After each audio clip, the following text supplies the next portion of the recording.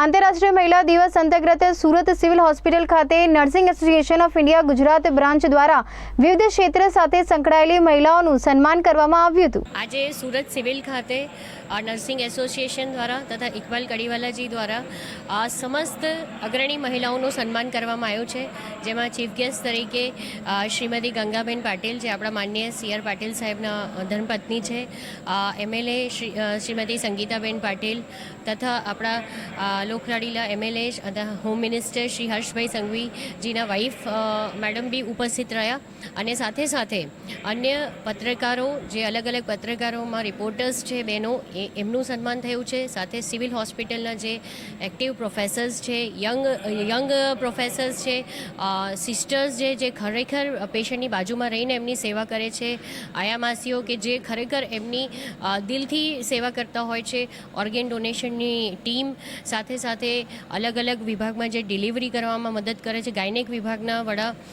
Radiology વિભાગના વડા, સમસ્ત મહિલાઓ કે જે ખરેખર ખૂબ જ એક્ટિવ રોલ ભજવી રહ્યા છે સમાજ માટે।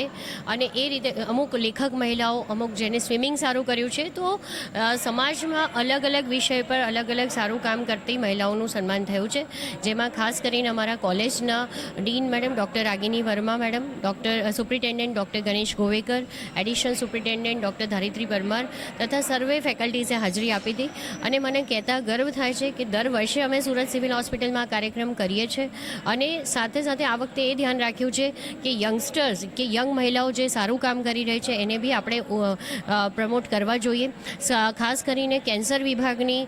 યંગ મહિલાઓ, યંગ ડૉક્ટર્સ કે જે ખરેખર સારું કામ કરે છે, એમનું બી સન્માન કરવામાં આવ્યું છે। અને એની સાથે ઓવરઓલ હું માનું છું કે મહિલાઓનું યોગદાન સમાજમાં જો કે છે જ, વર્ષોથી છે, પણ ધીરે ધીરે વધી રહ્યું છે અને એમનું ઇકોનોમિક યોગદાન બી વધી રહ્યું છે। તો આપણે બધાની જવાબદારી એ છે કે આપણા દેશની ઇકોનોમી તરફ મહિલાઓ અગ્રસર થાય અને આપણે ખાલી આપણું ડેવલપમેન્ટ નહીં, પણ સાથે સાથે મહિલાઓનું ડેવલપમેન્ટ બી કરીએ, સમાજનું ડેવલપમેન્ટ કરીએ અને દેશની ઇકોનોમીમાં આપણે કઈ રીતે કોન્ટ્રીબ્યુટ થઈ શકીએ એ વિષય આગળ વિચારીએ। ધન્યવાદ।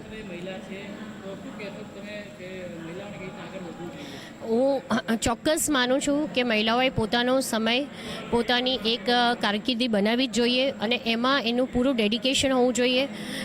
માની લો એજ્યુકેશન હોય, મેડિસિન હોય, પ્રોફેસરશિપ હોય કે કોર્પોરેટમાં કોઈ જોબ હોય, આપણે એને ડેડિકેટલી કરવું જોઈએ, ટાઈમ સાથે ટાઈમ આપીને કરવું જોઈએ અને એમાં એક્સેલન્સ તરફ આગળ વધવું જોઈએ અને સાથે સાથે પોતાની હેલ્થનું ધ્યાન રાખવું જોઈએ, પોતાના માટે બી સમય કાઢવો જોઈએ। હું ઘણીવાર એવું બોલતી હોઉં છું કે વર્ક લાઈફ બેલેન્સ બહુ જરૂરી છે લાઈફમાં, એટલે વર્ક સાથે સાથેનું પોતાની પર્સનલ કેર, હેલ્થ કેર અને ફેમિલી કેર સાથે આવે છે અને ફેમિલીએ બી લેડીઝને, એ ચાહે વર્કિંગ હોય કે નોન વર્કિંગ હોય, એની હેલ્થ માટે અને એને ખુદને સમય આપવા માટે પ્રેરિત કરવી જોઈએ। તો એક વર્ક લાઈફ બેલેન્સ લાઈફનો બહુ ઇમ્પોર્ટન્ટ પાર્ટ છે અને તેના માટે હું ઘણી બધી વાત કરતી હોઉં છું। સ્પેશિયલી વર્કિંગ વિમેન્સ ઘણીવાર બધી બાજુ ધ્યાન આપીને પોતાનું ધ્યાન નથી રાખી શકતી અને પોતાની હેલ્થને કોમ્પ્રોમાઇઝ કરી નાખતી હોય છે જાણે અજાણે। તો એની માટે ખાસ રિક્વેસ્ટ કરીશ કે દરેક મહિલા 40 વર્ષ પછી પોતાના માટે એક કલાકનો સમય રોજ આપવો જોઈએ। Thank you so much. મારું નામ છે રાધિકા ઝાલા, હું 108માં જોબ કરું છું। છેલ્લા 8 વર્ષથી જોબ કરું છું અને આશરે મેં 14થી 15,000 પેશન્ટ હોસ્પિટલમાં શિફ્ટ કર્યા છે અને આજે સિવિલમાં સન્માન સમારોહ લેડીઝનો રાખેલો છે મહિલા દિવસ તરીકે, તો એના માટે મારું સન્માન કરવામાં આવ્યું છે અને હું મહિલાઓને મહિલા દિવસ તરીકે એ ઉદ્દેશ્ય કહેવા માગું છું કે તમે તમારા અમુક ઉંમર પછી, અમુક સમય પછી તમે તમારા ફેમિલીમાં ટાઈમ આપો છો, તમને તમારા માટે ટાઈમ નથી મળતો, તો તમે એ ટાઈમ બી કાઢો તમારા માટે કે તમે શું છો, શું કરવા માંગો છો, એ પણ તમે વિચારો અને પોતાના માટે ટાઈમ કાઢીને, જો આજે હું 108માં જોબ કરું છું અને હું આગળ વધી છું, મારા નામ તરીકે હું અહીંયા 108માં સન્માનિત થઈ છું, તો એ રીતે તમે પણ તમારા નામ તરીકે આગળ સન્માનિત થઈ શકશો, પણ તમે એકવાર પ્રયત્ન કરો તમારી જાતને ઓળખવાનો કે તમારે શું કરવું છે અને શું નહીં।